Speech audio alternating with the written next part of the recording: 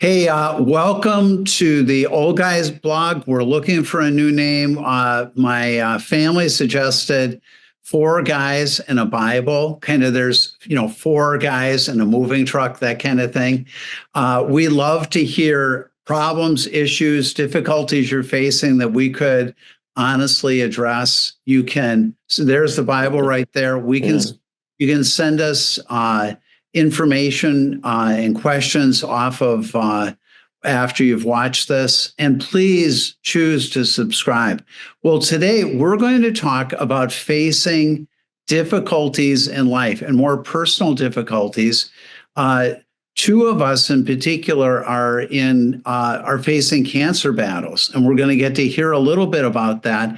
And in part, it's going to be real time with both of these men. And we're going to start with Bill because just recently he got a cancer diagnosis. And he said last time we were talking before we recorded just some profound things that I think everyone would benefit no matter what the challenge you're facing from. So with that set up, be profound, Bill. I'll try, Paul. That puts a lot of pressure on, Anyway, I'd say the challenge was I found out I have tonsillar cancer in my throat. For a guy like me, I preached my first sermon 56 years ago. So to have somebody tell me I've got cancer in my throat is not a happy thought. And I've had the thought several times that when I preached 2 weeks ago, that may be the last sermon I'm ever going to preach. But whatever God sends, right? We accept it. We have to know He has His best always in mind for us. But the hardest thing for me in the first phase was just deciding to tell people about it. I didn't want to be seen as someone who is weak or someone who is sickly, or I didn't want to be the cancer guy. And I just decided, you know what? If I really believe that God is going to heal me, and I do, then for people to be able to celebrate that victory, they also have to know about the challenge and the struggle. And so I just decided, in my case, I'd put it out on my Facebook page that, friends and people who follow me on Facebook could keep up that way. I mean, there are other things like Caring Bridge and other things I've seen, but sometimes for me, they're complicated and they take too much time just to get into the story. And then eventually they want money from you. So I just decided I'm just going to put it out on my Facebook page. It's free for everyone. Anybody that wants to follow can do it there. And I was going to just tell them the highlights of what I'm going through. So I've actually minimized other things I might have posted. And I'm really trying to give, I've posted 2 times now about where I am in this cancer journey. So that's the first thing, is just get over your pride. That's what it was for me. It was just my pride. Reactions to that, guys. One of the things I often tell people if I'm meeting with them is if you tell one other person an issue out loud, it loses about half its power. It creates fear and power over us. But John and Steve, any reaction to what Bill said? No, I mean, what would be interesting for us to know, I mean, I know, but I think it would be good for people to know, is like, how has the response been, Bill? And how has it influenced you? Well, so far I've had over 1,200 people tell me they're praying for me. Wow. And I know last Sunday in kind of my adopted country of Estonia, almost every significant church prayed for me in the morning service, which was very humbling for me, but also just felt like such a great fruit of 26 years of ministry there. When you end up with a diagnosis like this, I think that it's real easy to think that it's a very personal and private thing. But you realize the response that you've had, those people are going to be going on this journey with you. They love you. You have served faithfully and well. You have taught people. You have come alongside them. And I think that having you make it public was important for these other people, and besides yourself. But I know that the number of people that you have deeply impacted, they would feel sad not to be included.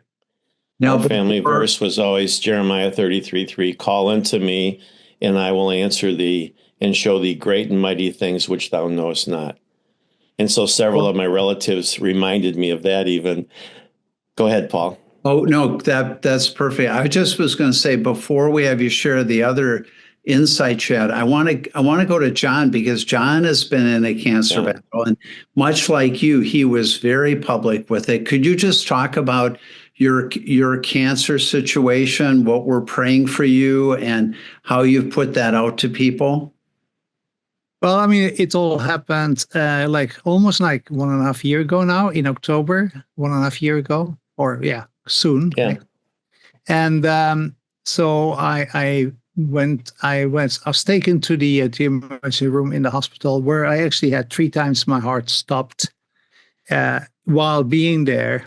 But at the same time, what came across there was that I had pancreas cancer, stage 4, inoperable, untreatable.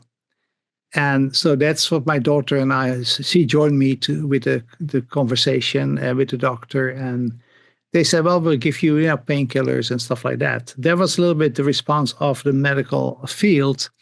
But as I was waking up in the emergency room in the morning, I felt that God said, your time is not up.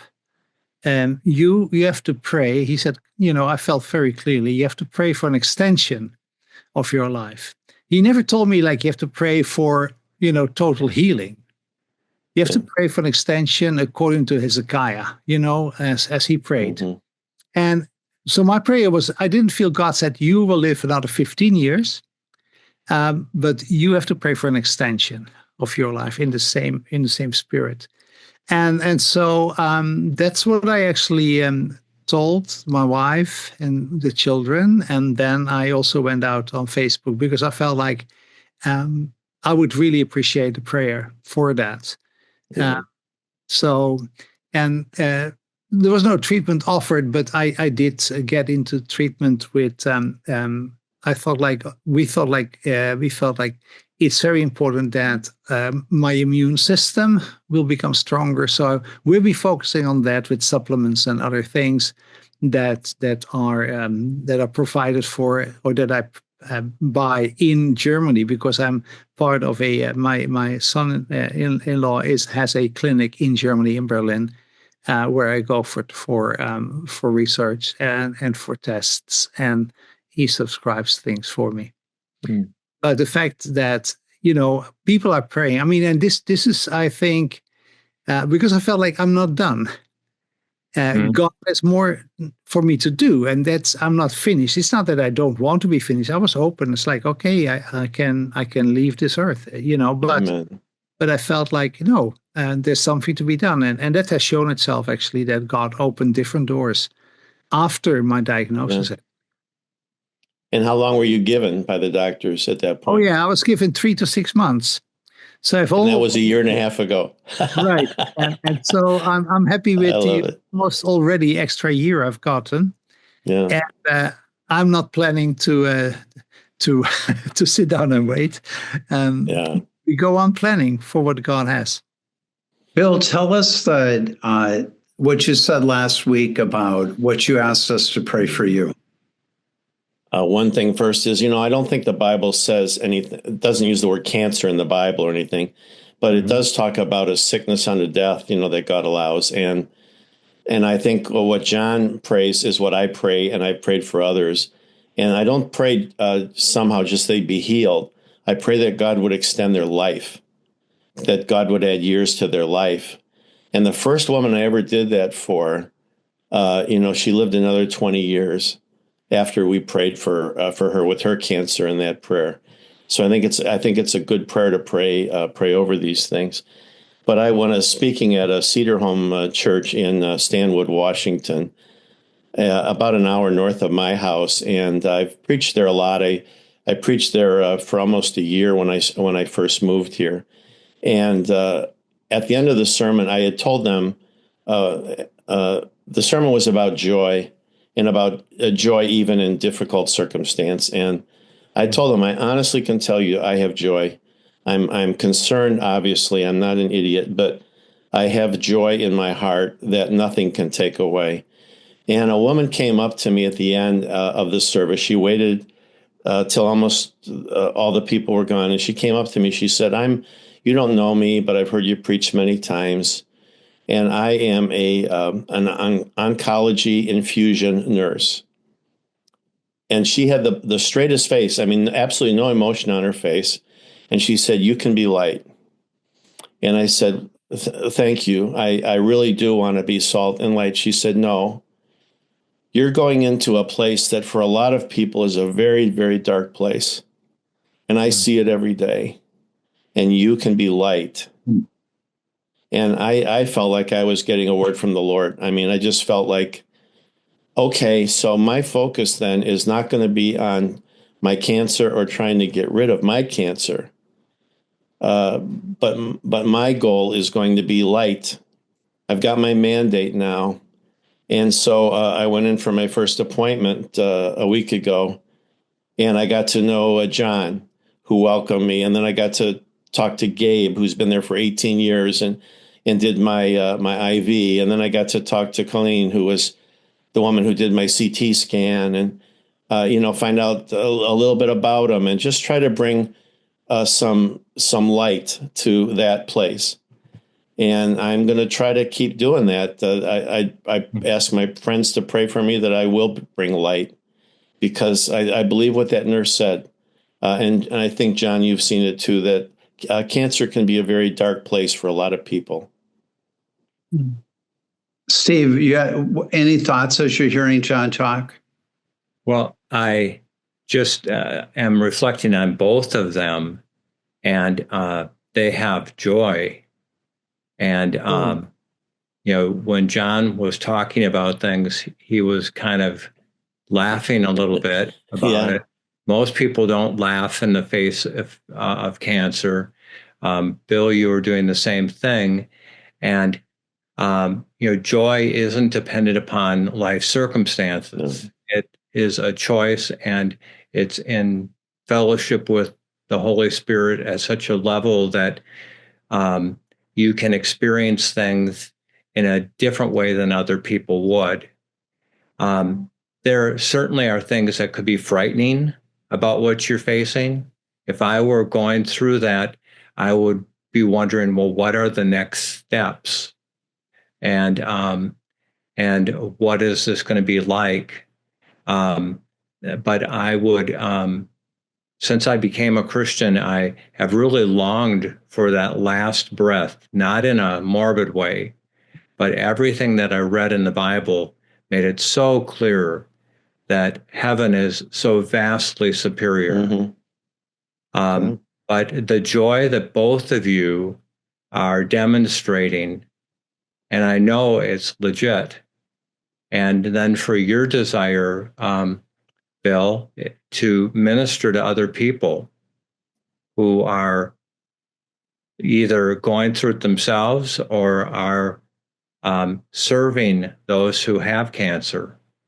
I'm just proud to be your friends. Romans 5:3 says we can rejoice, we can have joy too when we run into problems and trials, for we know they help us develop endurance. So the Bible tells us that we can have joy in those times. It's interesting that both of you, you're trying to battle being self-focused so you can be God and other focused.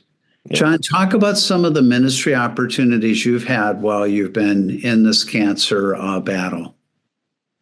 Well, I mean, I had already contact in Ukraine. I've been to Ukraine quite many times, but after my diagnosis, the need intensified for support for like a church plant where I was a mentor, and that means that I go there. I've been there twice a year, even in this season of my life, and I hope to go there soon again. But also, I'm regularly preaching about almost every second week. I'm preaching as their pastor is involved as a chaplain in the war situation and has to go to the front lines quite often. So then, I mean, for example, the next 2 Sundays I will be preaching, and then I feel like I'm really part of the church there, which is really great that I have that opportunity.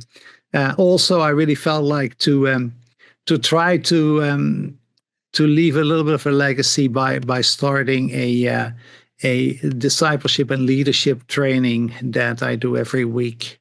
And so I planned that in the autumn for until May to begin with. And we'll see how we continue after that. But I needed to have a start and a finish to be able to work towards something. But I'm already thinking like, okay, God, what next? And of course, I'm fundraising for different projects and stuff like that for the Ukraine, especially. Bill, tell about the quilt blanket that you received and how that's helped you. When I left that church, Cedar Home Church, they gave me this quilt. They have a quilting group of older women in the church mostly, and they gave me this as a gift when I left that, when their pastor came from New Richmond, Wisconsin. By the way, you Wisconsin guys, and so I have this on my bed, and I sleep under this every night because several of those people have committed to me that they're praying for me every day. And when I sleep with this at night, I really feel like I'm surrounded by the prayers of God's people for me. And it's a comfort to me to know that I have those prayers. And I just kind of feel like I'm surrounded by it even as I sleep. So it's funny, I've had more dreams about preaching. I don't think I've ever dreamed about preaching, but I've had dreams about myself preaching at night in the last couple of weeks, which is kind of weird. So, but yeah, it's a good reminder. Where your heart is. Yeah. So if you think about this, you might be going through a health issue, you might be going through relational issues, you might be discouraged, or even experiencing some mental health issues. In all those, for any one of us, we can decide we're going to tell other people. That's going to help. That we're going to have a focus on other people, not just on ourselves, and that we're going to seek to be light, that we're going to use whatever God's given us to shine forth as light. And then just the importance of inviting people in to pray for us. Guys, as you're hearing this, what are some other thoughts that you would give as advice to people that are facing some kind of challenge or hard time? Well, could I throw a question in? Yeah. In Philippians 4, it says, be anxious for nothing, but in everything by prayer and supplication with thanksgiving, put your request before God. It's one of the first Bible verses I remembered or memorized, and I memorized it in the Living Bible. So it says, don't worry about anything, pray about everything, ask God for what you want, and don't forget to thank Him, something like that. I was just wondering, is anxiety in all forms a bad thing? I'm wondering how might people who are listening to us right now and are facing whatever the issue would be, and they have anxiety, what counsel might you have?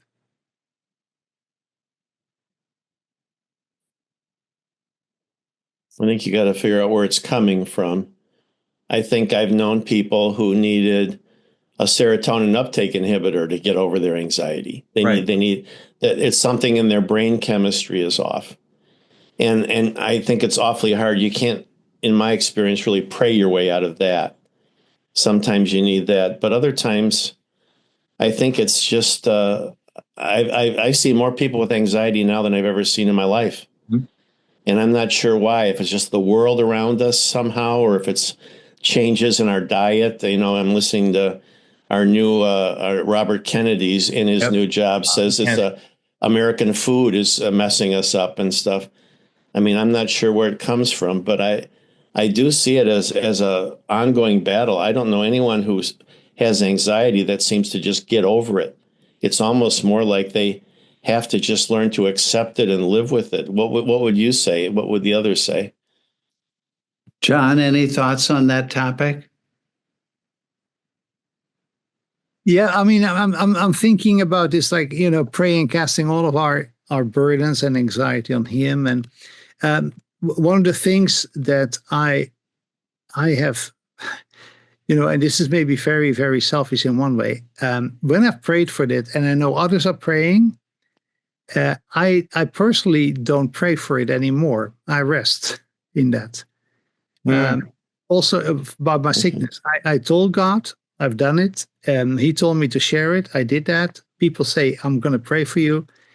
I'm not going to focus then anymore to repeat my prayer. I have to rest in that because I don't, it just doesn't work for me. But it's like what Bill says. I mean, I also have quite some people around me that are overcome by anxiety, and it is like you say, Bill. It's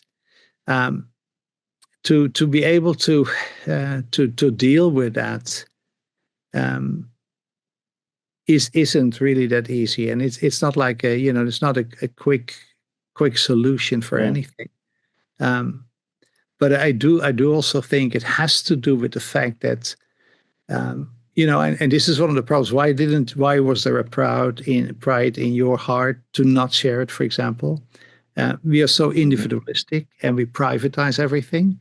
And I think by sharing, we are discovering a little bit of how it's meant to be in regards to fellowship and belonging and sharing burdens and carrying one another.